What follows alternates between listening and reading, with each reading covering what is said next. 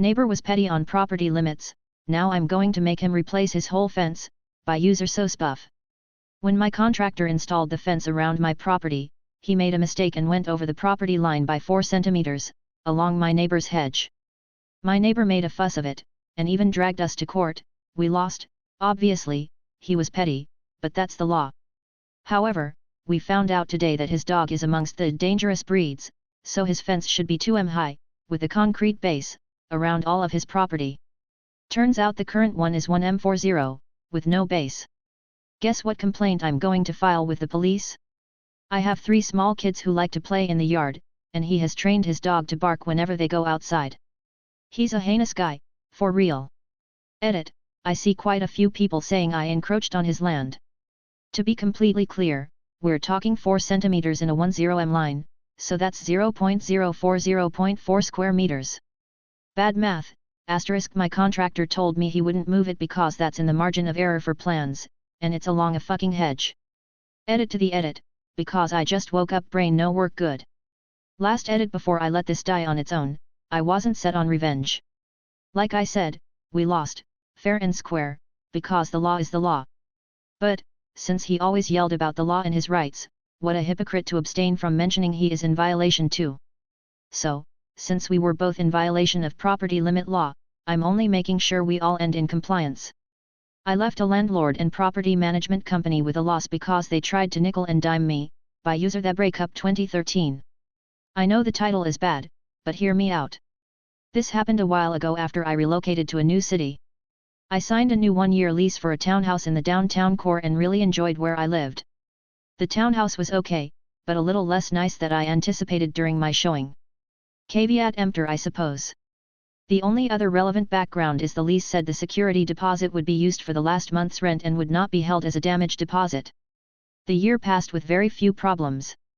The water heater went out in the dead of winter, but I stayed in a hotel for 3 nights and offset that cost against the rent after verbally agreeing with the landlord to do so. At the end of the year, the landlord asked if I wanted to renew. I said yes. I was presented with a 1-year extension for the same rent. I signed it and sent it back. I waited about 2 weeks and hadn't received the landlord signed version back, so I inquired with the management company. They said the landlord was mad because they didn't get rent on the first of the month most of the time. I asked what they were talking about because I always paid on or ahead of time, and they said that while I paid the management company on time, as required by the lease, the management company hadn't gotten it into landlord's hands in time. I said that wasn't my problem per the lease, but the management company requested $100 more per month on the extension to make up for the inconvenience. They said they would send me a new lease reflecting the $100 increase, which they did. I immediately went out and found a condo in a similarly ideal location which was much nicer that rented for $75 a month less than my existing rent.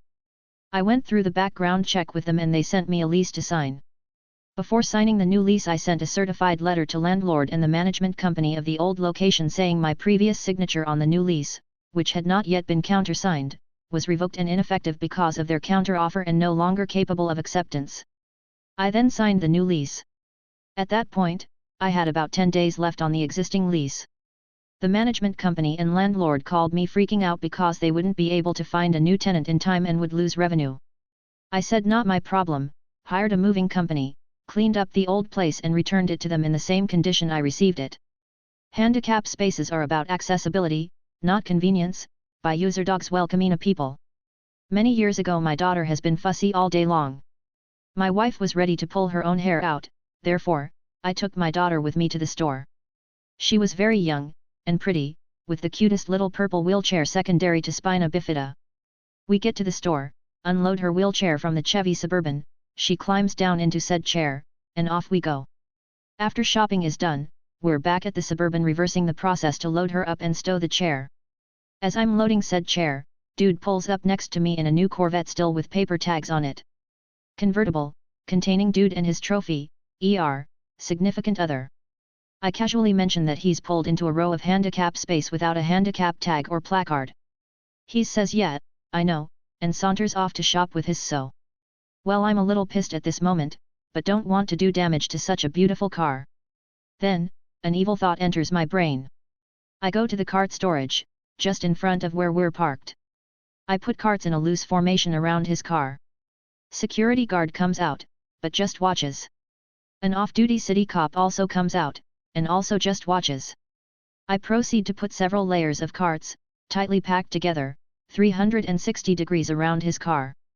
I approach the guard and city cop, and explain that dude was using handicap space for convenience, not due to an accessibility problem.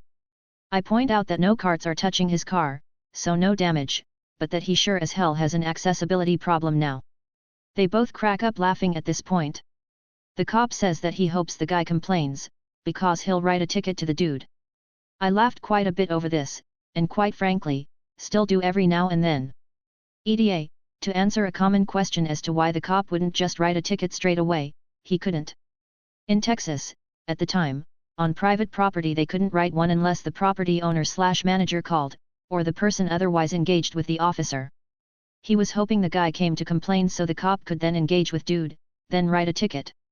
ETA 2, this may have been a city ordinance or policy, as several former/current Texas cops have said this was not a state law. Don't assume others don't speak Spanish, by user chaotic forking good. So, I'm a bridal stylist. I help people find their wedding gown. I love my job, and 99% of the time, it's a happy, wonderful job with great co-workers and customers. And then there's the 1%. I had a bride today who was very sweet, but just didn't connect with the gowns we had. That's okay, it happens sometimes. She was fine. But her mom, and somehow, it's always the mom or the aunt, was decidedly not happy, and decided to shit-talk me in Spanish the whole time. Does this woman know what she's doing? She's pulling nothing but ugly gowns. Said gowns were selected by the bride. I hope you don't ever get as fat as her. And so on. Lovely. Now, I am whiter than a jar of mayo, and I don't necessarily look like I speak Spanish. However, my parents are from a Spanish-speaking country, even though they're not ethnically Hispanic. I knew a lot more as a kid, but I'll still know enough to get around. So I waited until the end, and as they were leaving, I said I hope you have a great day. Please, feel free to come back anytime you'd like, we have lots more gowns you can go through if you'd like in Spanish, to the bride and her mom, and oh man. You know how good it feels when you're in a fuckton of pain, and the doctor finally gives you something that works, and you're suddenly not feeling any pain anymore? Or when you're craving the hell out of a specific flavor of ice cream and you manage to find it. Yeah, seeing the look on that bride's mom's face when she realized I heard and understood the entire hour of her ripping me to shreds was so much better. I ended up on a mural facing my ex's window, by username Fredini2. I thought this was kind of awesome. A long time ago I had a relationship that ended poorly. There was a cheating incident involved and not participated in by me, so that's all I'll say about that. There was a huge fight and then the breakup and then a long period of not seeing each other. I'd say about 6 months. Here and there I'd hang with a mutual friend who always gave me all the drama. She hates you, she thinks you're in the wrong for not seeing her side, and then my personal favorite, she thinks you're ugly. I just rolled with it and moved on with my life. Looking back, I chalk that relationship up to shit happens. Then, my good buddy who is an artist, asked if he could use my face, as well as several other people's faces for a mural he was painting. It was a move with the record label I work for to team up with him, and they got the permits and everything.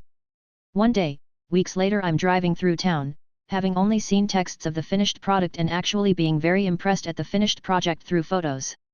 I'm at the corner next to where my ex lived and lo and behold I see my ugly mug plastered on the white wall directly facing her window. Anyways, that's my story. Mural only stayed up for a few months, but I take solace in the fact that she got to see my ugly face every day for a good long while.